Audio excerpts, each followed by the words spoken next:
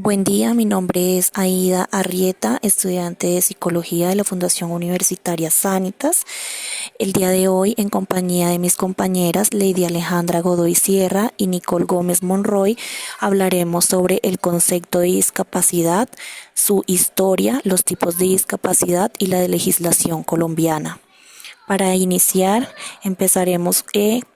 definiendo el concepto de discapacidad, el cual a lo largo de la historia ha sido un concepto que ha sido concebido de diferentes formas, siendo la actitud de la sociedad y la posición de las personas con discapacidad en el contexto social el criterio más apropiado para diferenciarla.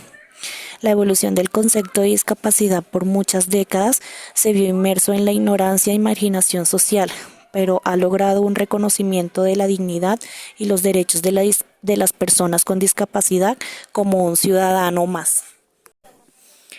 Hasta finales del siglo XVIII, las personas con discapacidad eran tratadas como animales salvajes. Las malformaciones y deficiencias eran consideradas características de monstruos que debían ser expulsados de la sociedad por ser antinatural, malo, feo y enfermo. Durante este siglo, las personas con discapacidad también fueron consideradas como seres alejados de Dios, merecedores de desgracias y castigos divinos. A partir de la Edad Media inicia la segunda fase de evolución de la concepción de la discapacidad, aumentando la exposición y abandono de niños, así como asilos, reformatorios y manicomios. En esta fase las personas fueron consideradas como animales domésticos y siendo así esta fase la que permitió que las personas con discapacidad fueran recluidas y medicalizadas por medio de tratamientos psiquiátricos, haciendo que las personas dejaran de ser excluidas del mundo humano, adquiriendo la categoría de ser humano pero enfermo. A partir de los años 60 del siglo pasado, se alcanza la tercera y última fase de integración y normalización, en la que la persona con discapacidad se considera al fin un animal humano, siendo incorporado a la sociedad, aceptando y respetando las diferencias. Desde entonces, el concepto de discapacidad ha adoptado distintas definiciones, llegando a reducirse al modelo biomédico, el cual considera la discapacidad como un problema individual, y desde el modelo social, el cual concibe la discapacidad como una construcción social que debe ser atendida mediante intervención en el entorno. El paradigma tradicional, moral o religioso entendía la discapacidad como algo que se explicaba a través de fuerzas espirituales y la discapacidad era consecuencia de un castigo por un comportamiento pecaminoso. Esta concepción se ve reflejada durante la Antigüedad y la Edad Media, en la que las causas de la discapacidad se debían a un castigo de los dioses o de Dios, y se asumía que las personas con discapacidad no tenían nada que aportar a la sociedad, por ende carecían de sentido y por lo tanto no valía la pena que vivieran, pues finalmente eran una carga para sus padres y para la comunidad. La consecuencia de que nacieran niños cuyas vidas no merecían ser vividas era que se prescindía de la vida de los niños discapacitados y la solución estaba enfocada hacia la eliminación del niño a través de la muerte o separándolo o alejándolo del núcleo social, es decir, marginándolo. Al entenderse con la discapacidad como consecuencia de un castigo, empezaba a generar o se asociaba la discapacidad con con el sentimiento de vergüenza. Y esta vergüenza empieza a desembocar en la caridad. La idea de que con las personas discapacitadas se debía ser condescendiente, que ellas invocaban lástima y compasión. El paradigma médico o rehabilitador considera la discapacidad como un problema de la persona, que es producido ya sea por una enfermedad, un accidente o una condición negativa de la salud, la cual además requiere de un tratamiento proporcionado por médicos y ese tratamiento se da de manera individual. En este contexto, el tratamiento que se le brinda a las personas con diversidad funcional lo que pretende es conseguir la total mejoría o en su defecto una adecuada adaptación de la persona al contexto o un cambio en su comportamiento. Esto lo que hace es que la discapacidad se ubique desde un punto de vista político y jurídico, ya que se enmarca dentro de la legislación de la asistencia y la seguridad social. Es decir, empieza a ser cuestión de un derecho civil. En este sentido, la atención sanitaria adquiere un rol fundamental en la parte política y de las políticas públicas. Este cambio de paradigma se relaciona mucho con la Primera Guerra Mundial, post Primera Guerra Mundial, ya que ahí es donde surgieron las leyes de servicios sociales para los veteranos de guerra con discapacidad. El paradigma social tiene su origen en el movimiento de vida independiente, que nació en Estados Unidos a final de los años 60, en la Universidad de Berkeley, California. Este es un movimiento social de personas con diversidad funcional que lucha por su emancipación, el empoderamiento y los derechos civiles. Ed Roberts es el precursor de este movimiento, ya que fue un alumno con discapacidad severa que ingresó en la Universidad de Berkeley, California, para estudiar ciencias políticas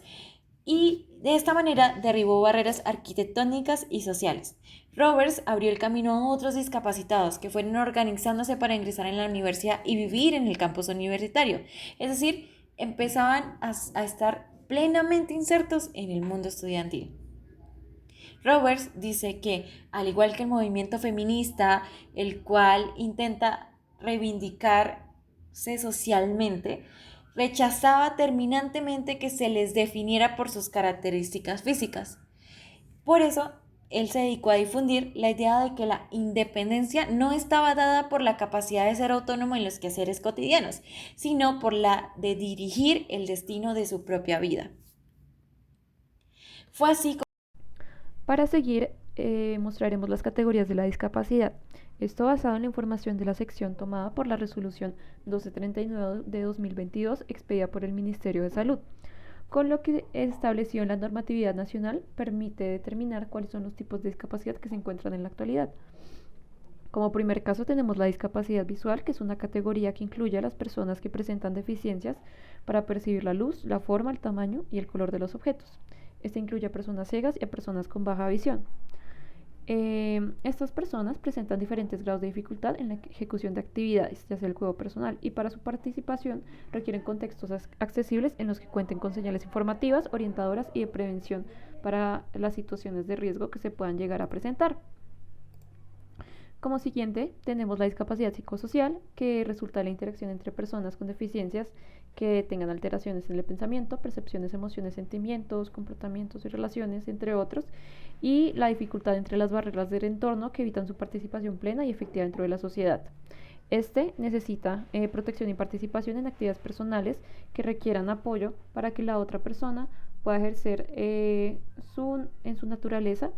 las conductas que son necesarias fuera del estigma social y las actitudes discriminatorias. Seguido a eso, tenemos la discapacidad física, que como bien lo dice, toma a las personas que presentan en forma permanente deficiencias corporales funcionales a nivel musculoesquelético,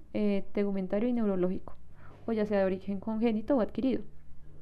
Estas son personas que podrían presentar problemas en el desarrollo de sus actividades cotidianas, ya sea como caminar, desplazarse o cambiar, según el Ministerio de la Protección Social ACNUR en 2011. Y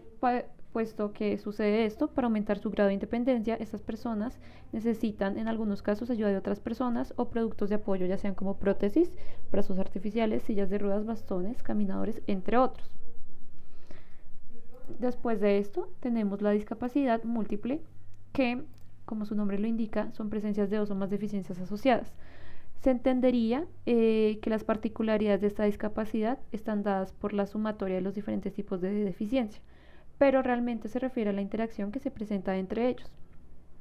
ya que pueden afectar significativamente el nivel de desarrollo, las posibilidades funcionales, la comunicación, la interacción social y el aprendizaje.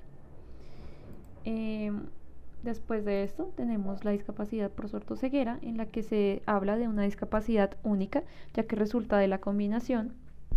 de una deficiencia visual y una deficiencia auditiva. No es muy común, pero en el caso de estas personas necesitan servicios especializados de guía e interpretación para su desarrollo e inclusión social, debido a los problemas que presentan para la comunicación, la orientación y la movilidad. Para finalizar, tenemos la discapacidad intelectual y la discapacidad auditiva, donde la primera se refiere a personas que presentan deficiencias en capacidades mentales generales, como razonamiento, resolución de problemas, planificación, entre otros tipos de experiencias, y esto trae un problema en cuanto al funcionamiento adaptativo, ya que se necesita un estándar en cuanto a la responsabilidad social y programas educativos o formativos que permitan a estas personas el desarrollo de estrategias para facilitar su aprendizaje. Y en el caso final, se refiere a una categoría en la cual las personas se presentan de forma permanente deficiencias en funciones sensoriales relacionadas con la discriminación de sonidos, localización, tono, volumen y calidad. Finalmente, para el tema de la legislación, se cuenta con ciertas entidades reguladoras a nivel internacional que permiten la disposición de los derechos para las personas que presentan deficiencias en ciertas capacidades.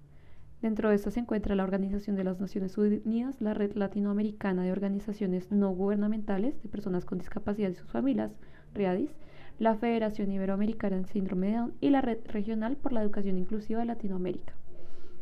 Dentro de las leyes que se rigen en Colombia se encuentra la Ley 2297-2023, la Ley 582 de 2000, la Ley 324 de 1996, la Convención sobre los Derechos de las Personas con Discapacidad y el Decreto 2336 de 1994, donde en cada una se toman medidas efectivas y oportunas en beneficio de la autonomía de las personas con discapacidad, la inclusión de estas personas también dentro del Comité Paralímpico, la declaración del lenguaje de señas como un lenguaje oficial en la comunidad sorda y finalmente un plan de cubrimiento gradual de atención educativa.